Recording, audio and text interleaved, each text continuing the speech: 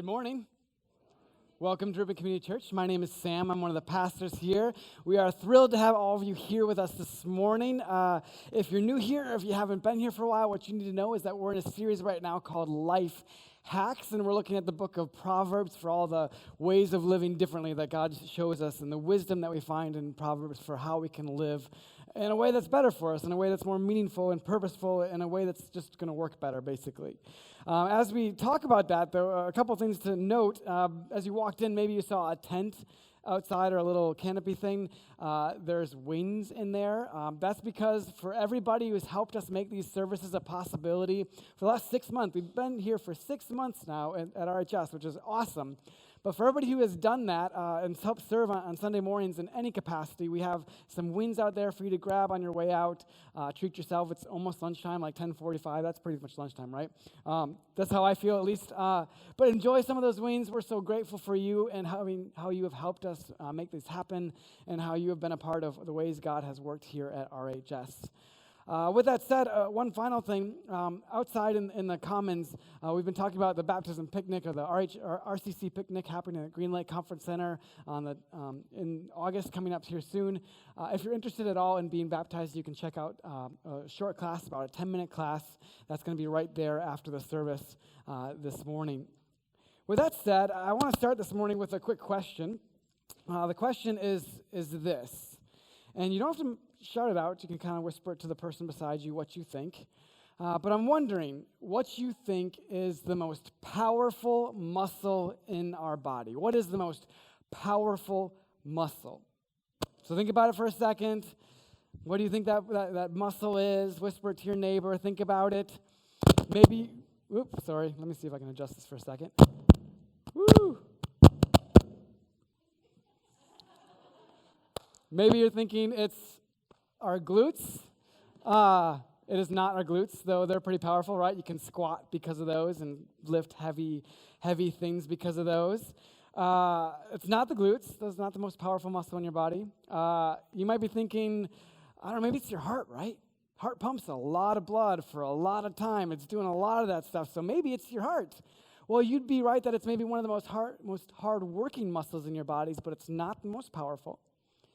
And if you're really smart and you maybe researched this before, you're thinking to yourself, I think I know what it is. And you'd say it's the jaw, right?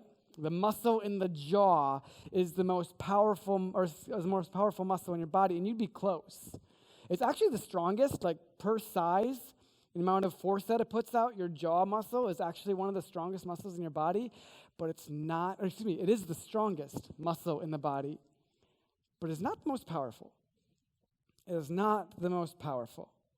We have some really strong muscles, but nothing is as powerful as this one muscle in our body. It is the tongue. It's the tongue. And it's not just because you can chew a particularly tough steak with that tongue. That's not why it's the most powerful muscle in our body.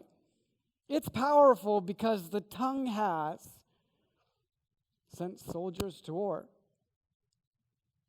astronauts into space. It's awoken the conscience of a nation. And that's just in the last 100 years. That's just in the last 100 years. Before this thing keeps doing this, our sound guy is so that he had a contingency plan because he heard these poppings happening before the first service, and it lasted the first service, but it didn't this one. So we're switching to this. Our sound guy is that smart. They do so much stuff behind the scenes. Let's give them a round of applause once. He's like, we should be prepared. And we were. So way to go, sound guys.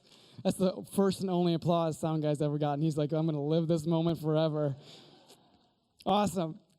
So the tongue is incredibly powerful, right? The tongue is so incredibly powerful. Those examples are just in the last 100 years. So it's done so much, and it's been so powerful since humans have started speaking.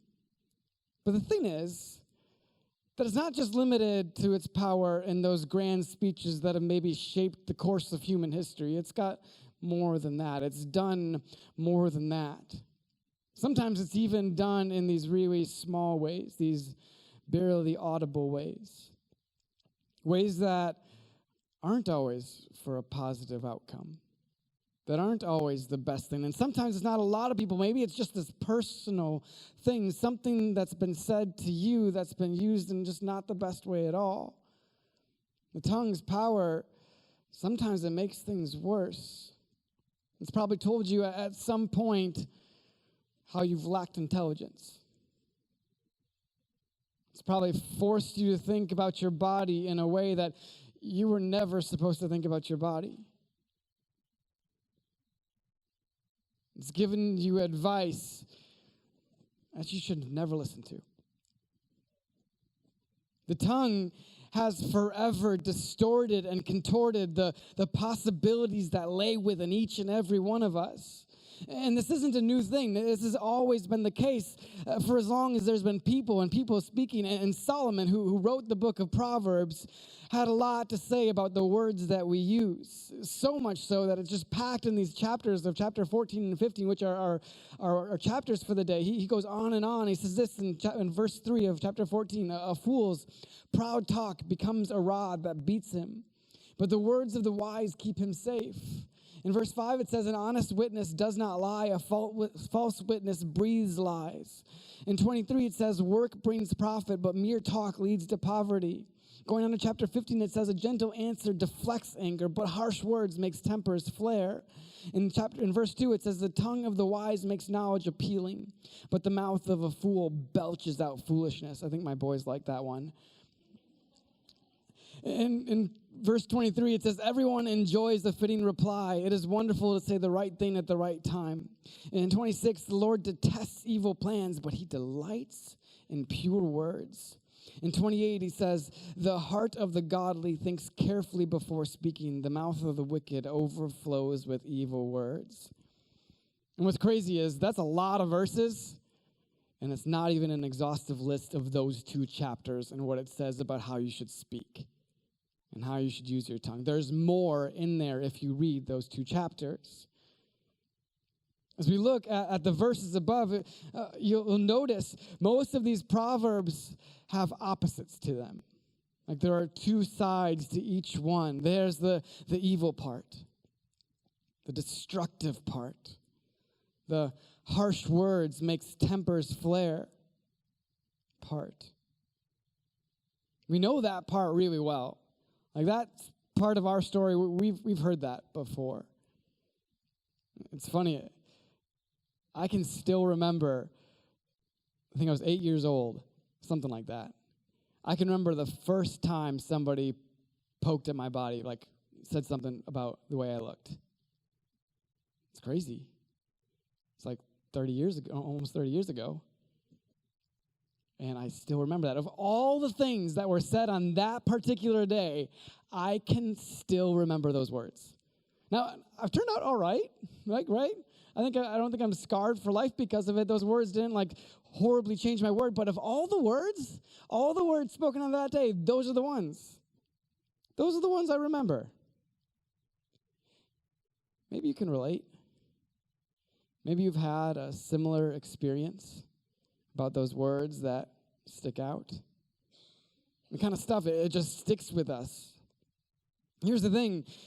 We've all got those stories, the words we remember that maybe made fun of our athletic ability, of our looks, of our intelligence, of our social status. We've all experienced that before. Whatever it is, we've got a story about it. The tongue that spoke those words, it still has this tiny bit of power over us. This little itty bitty bit of power that we still can't let go of. The truth in Proverbs about the destructive powers of the tongue are undeniable. We know it. We've experienced it. But then there's the opposite. There's the other way of looking at it. There's the good part, the constructive part. There are the words spoken by the person who is grateful for the really good advice you gave. There's the person who compliments your appearance, who sees something really amazing in you. And if you're a little too manly to take that word, maybe this one will be better for you. Maybe you can handle that one. And finally, there's the words of encouragement Those words that at the midnight hour, where everything felt like it was falling apart, got you through the night. You can do it. Those words also can stick with you. Those words can make all the difference. I can remember the first time I ever gave a speech to a larger group of people. I was in college, and there was this scholarship function where they're basically getting a bunch of people in a room and asking them for money to do scholarships for the college. And for some reason, whatever reason, they asked me to give the speech for it, for the kid's voice or the student voice. And so I gave the speech and worked really hard on it and gave the speech. And after I walked off the stage and after the whole program was over, there was this couple that walked up to me. Now, if you were to bring that couple here today, I would not be able to pick them out from the crowd at all. There's no way whatsoever that I would be able to distinguish who they are. I don't remember their names. I don't remember what they look like, but I remember them coming up to me and saying, "Hey, that was really great. Awesome job. Thanks for doing that. Have you ever considered becoming a pastor?" And I didn't know them from anybody, but those words stuck with me. Our tongues have power. Our words do things. Have you ever heard the phrase, actions speak louder than words? Raise your hand if you've ever heard that before. Yes, everybody? Okay, good. You're still awake. Awesome. I love that phrase. I think it's such a great phrase because I feel like it's so true. Sometimes people are all talk and they're not action, and it's a great reminder that sometimes you just got to buck up and do the thing you're supposed to do, actually act on it. And yet, sometimes, probably more often than we realize, our words can actually be actions. Our words can be actions. Imagine with me for a moment. It's middle of summer, July, right? Nice hot day, nice and sweaty. And you are going off to a party. So you hop in your car, you drive, and you get to the place, you park in the parking lot where the party is, and there's a big old white building. You walk around to the other side, and that's where the party is starting. You get there, and there's chairs and seating, and the usher takes you down and sits you down at one of the seats in the chairs. And there's music playing. It's all really nice. There's a bunch of happy people to be there. And then all of a sudden, there's these happy couples that begin to walk down the aisle. And a short bit after that, the music changes. And this lovely woman in a white dress, the bride-to-be, the bride, walks down the aisle to a beaming husband-to-be. And they get up there, and there's some music. There's some words spoken by the pastor about God's love, and then about the love of the couple. And then something almost magical happens. Words are exchanged. We call them vows. And they're sealed before God with two powerful words. I do. For my wife, Meg, and me, that happened 9 years ago this Wednesday. It's our anniversary, so that's been 9 years. And those words were said, and they were more than words. They were more than words. Those words accomplished something. They done got us hitched, right? They done got us married. Actions speak louder than words, but sometimes words are actions, and those words speak loudest of all. This shouldn't surprise us. Words have always done things, and that's literally the case from the beginning of the world. In the beginning, when we read in Genesis 1:3, it says, "Then God said." Then God said, and then it talks about these different things that God created. Literally, then God said, "Let there be light," and there was light. Those words are spoken. Then God said 6 more times, and each time something new is created. As Christians, we believe that God's words are so powerful that they actually create. But I'm not just here to tell you that words are things that you should really think about a lot. And you know what? Don't use so many negative words and use a whole lot more positive words because that makes everybody feel good. And you know what? Make sure you're not surrounding yourself with negative people. Only go with the positive people and the positive influence. I'm not saying that. This is not a self-help book this morning. It's more than that. I'm here because there's something bigger going on with our words, and sometimes we realize our words are the path to life or death. There's this time when Jesus was on his way to Capernaum, and there's this Roman officer who was really well regarded by the Jewish people of the day.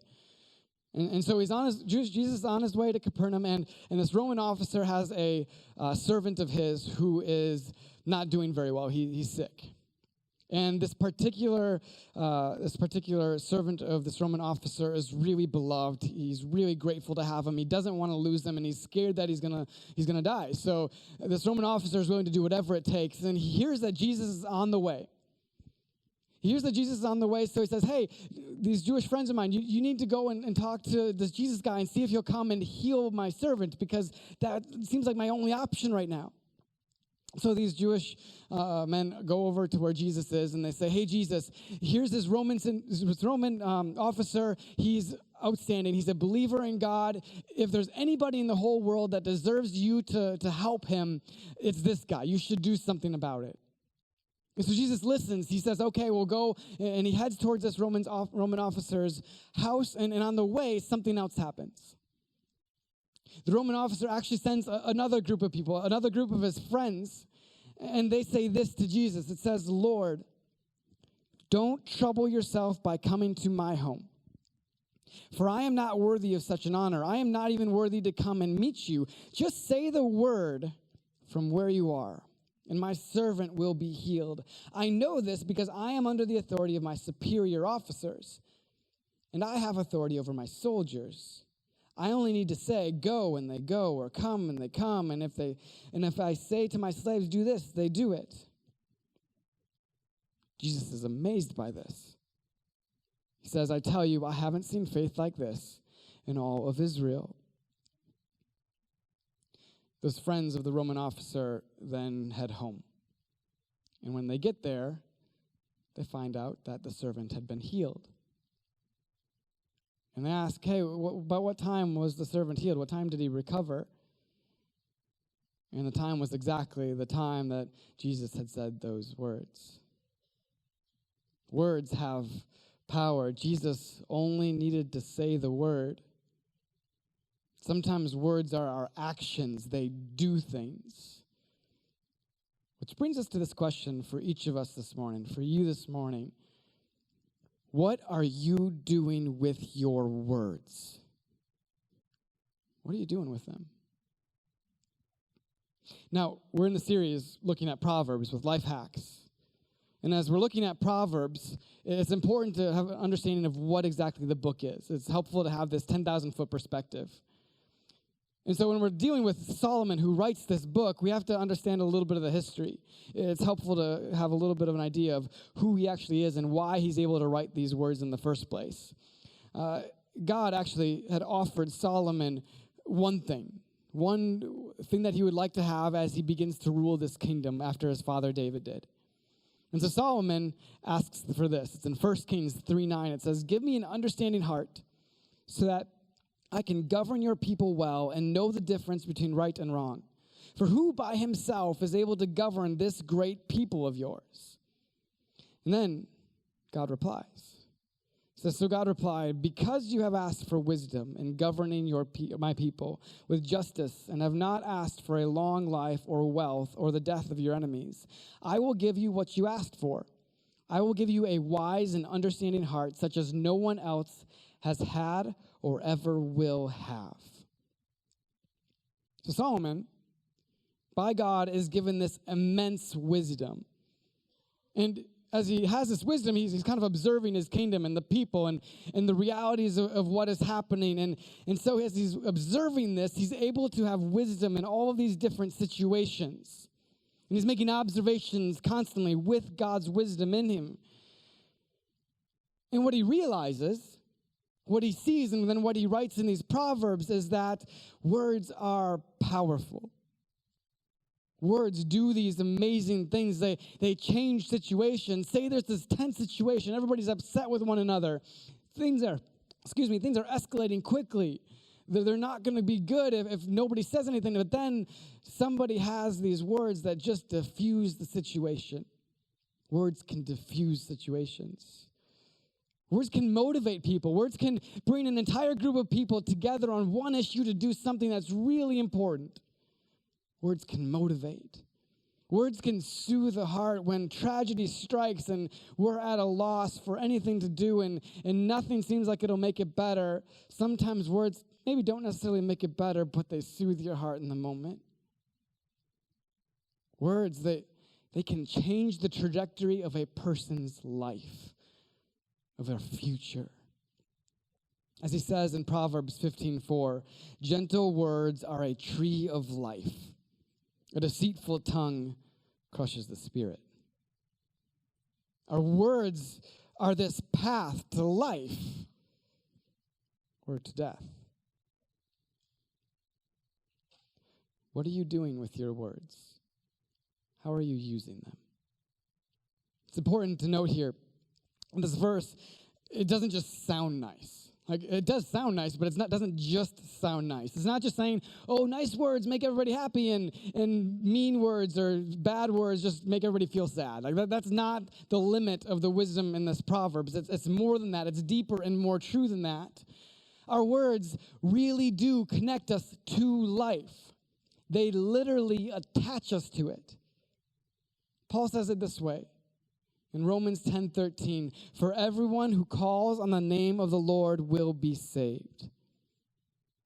When you say it, when you say, I believe in Jesus, when you call on his name, it does something. It changes something. It shifts something. It shifts your heart. You go from this decaying heart to this revived heart, this change in you, all the stuff that's weighed you down, all the guilt, all the stuff that you've been ashamed of having done in your life, that you've just been carrying around like baggage for years and years and years. It's just sitting there. And when you say, I believe in Jesus, I want to follow with you with my life, Jesus, forgive me for these things of trying to do this thing myself for so long, Jesus says, okay, follow me, I forgive you, now let's move forward. And that stuff drops off your shoulders.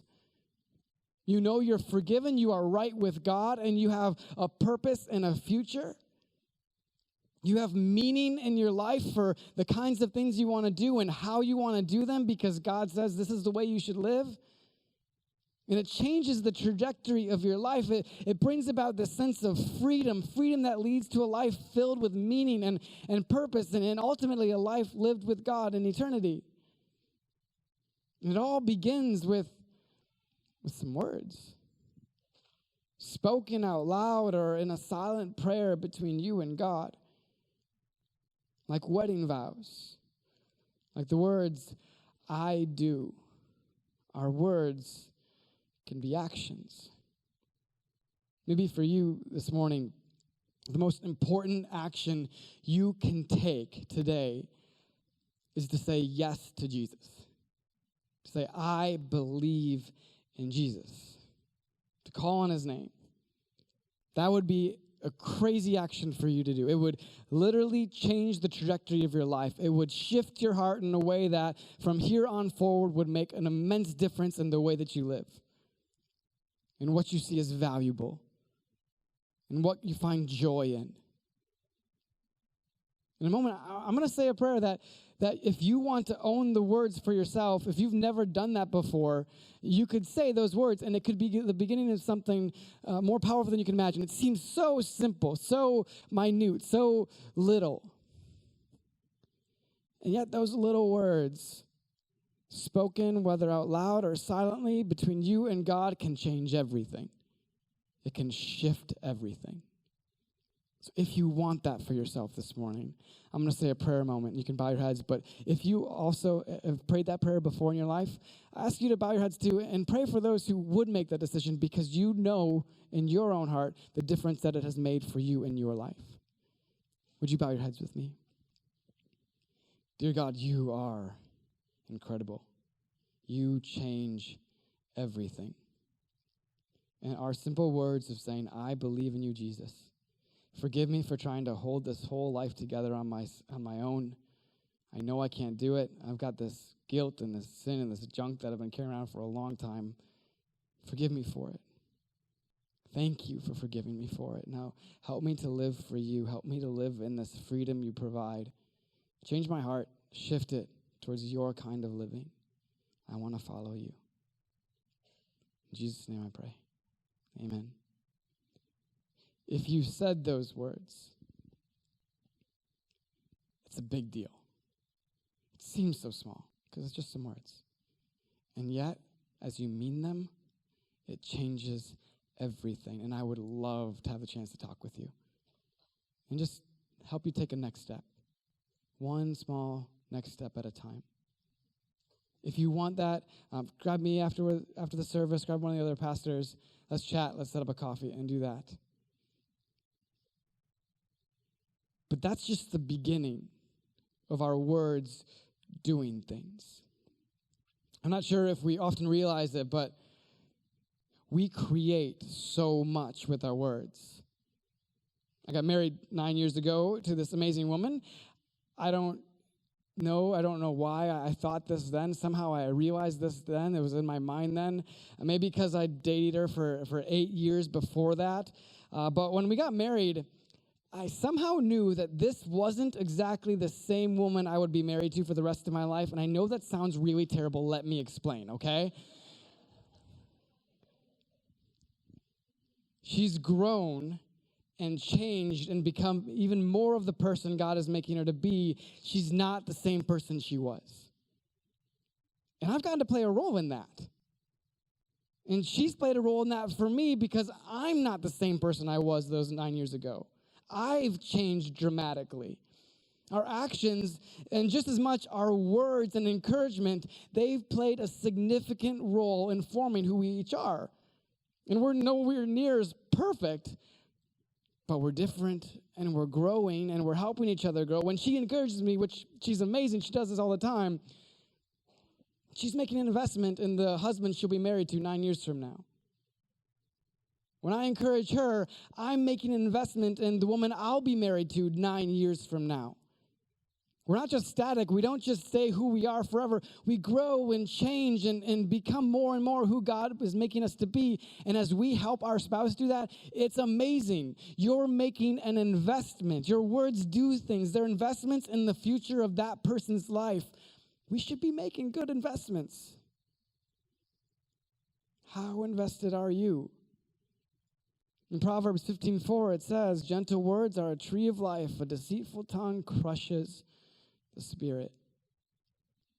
Paul says it this way in Ephesians 4:29. He says, don't use foul or abusive language. Let everything you say be good and helpful, so that your words will be an encouragement to those who hear them.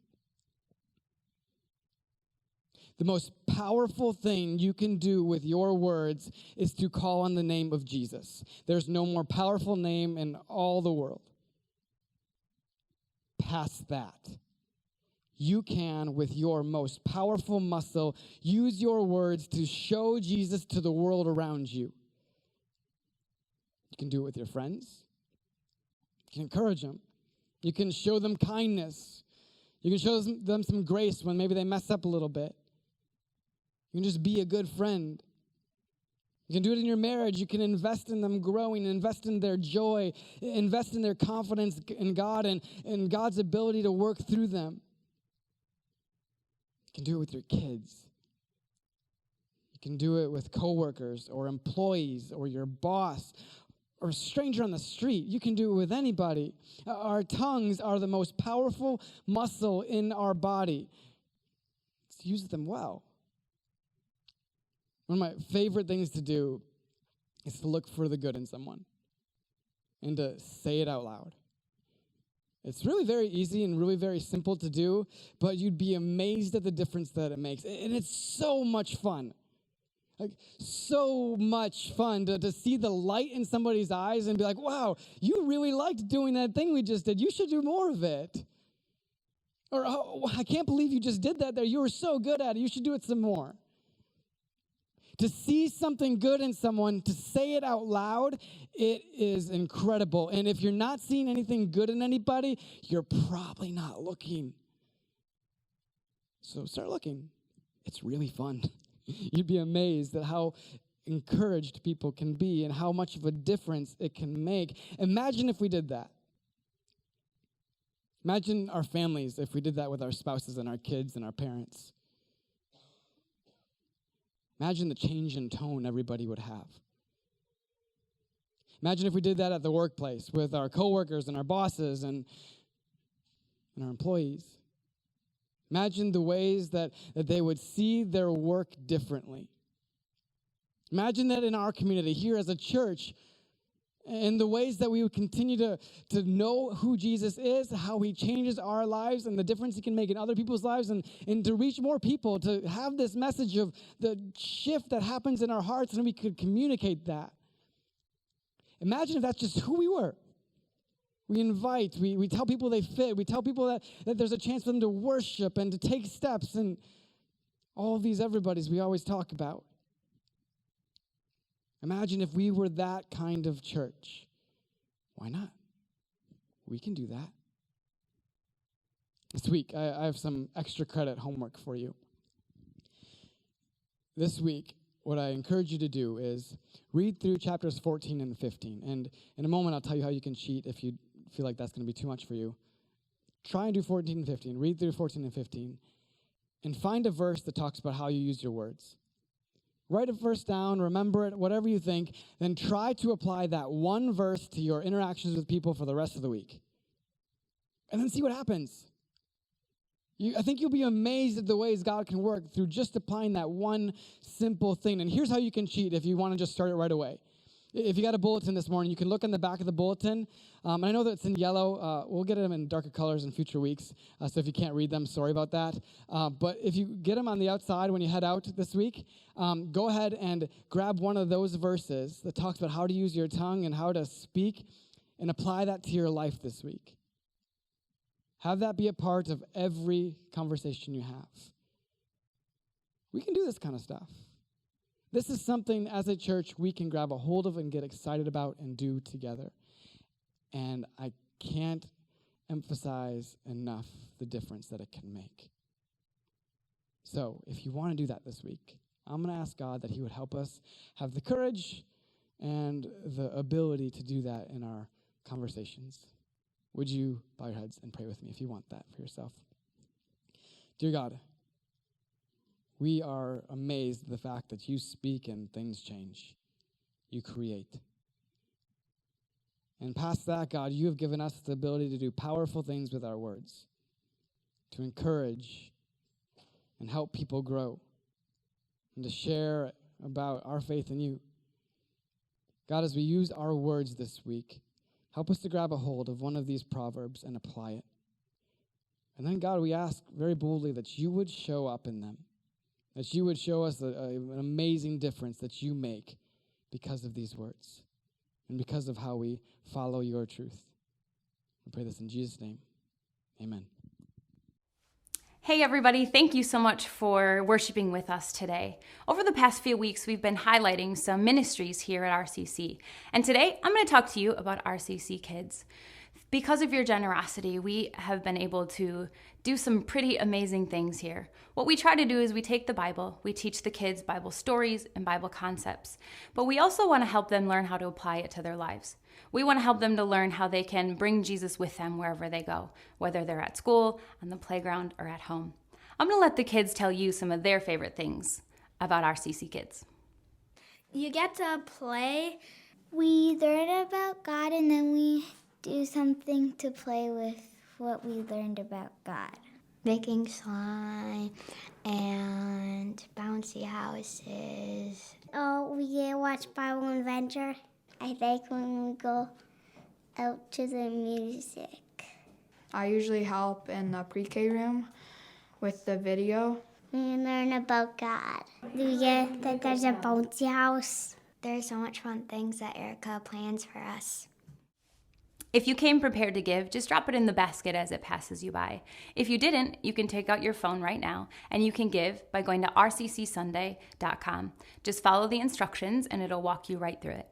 Enjoy the rest of the service. Us RCCC kids are awesome!